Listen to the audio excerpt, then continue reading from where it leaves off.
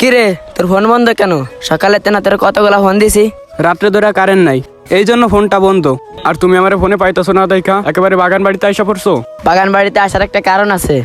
আজকে সকালে তোর বোনের বিয়া ঠিক হয়েছে, আর কালকেই বিয়া। আলহামদুলিল্লাহ, কিন্তু আজকে সকালে বিয়া ঠিক হইলো আর কালকেই বিয়া, এত তাড়াহুড়ার কি আছে? এক, তোর বোনের অনেক পছন্দ হয়েছে।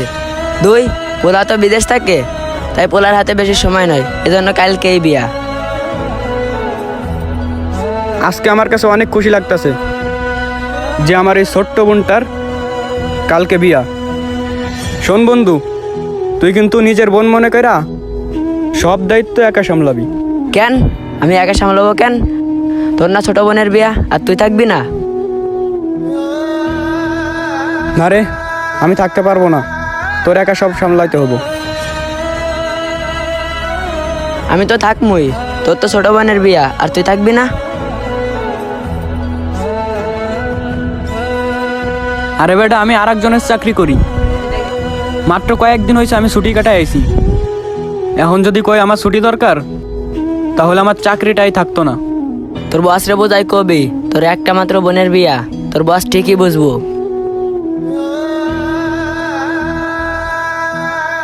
না রে, ওনার বোঝাই করলেও উনি বুঝতো না।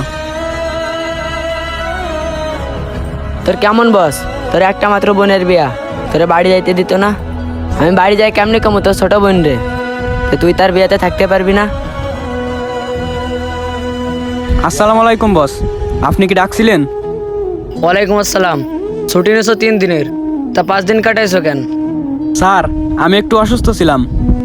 তুই অসুস্থ আছিলি, আমার একবারও কইছো? স্যার, আমি ফোন দিয়েছিলাম, কিন্তু আপনি ফোনটা ধরেন নাই। তোর আর 1 বছর ভিতরে কোনো ছুটি নাই। তোর বাপ মারা যাক বা মা মারা যাক, যা। ঠিক আছে, তো তুই থাক, আমি গেলাম।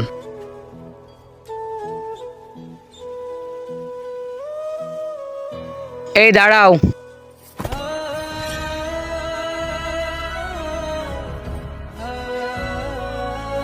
তুমি আসলে আমাকে যতটা খারাপ ভেবেছো, আমি আসলে ততটা খারাপ না। স্যার, আমি একবারের জন্য বলি নাই যে আপনি খারাপ। আমি দাঁড়ায় দাঁড়ায় তোমাদের সব কথা শুনেছি। তোমার ছোট বোনের বিয়া, আর তুমি যাইবা না।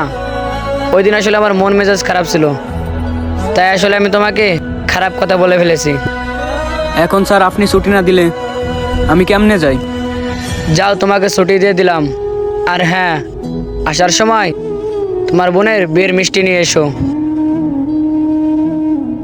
ঠিক আছে স্যার, তুই এখানে 1 মিনিট দাঁড়া, আমি কাপড় চোপড় গুছাই আসতেছি।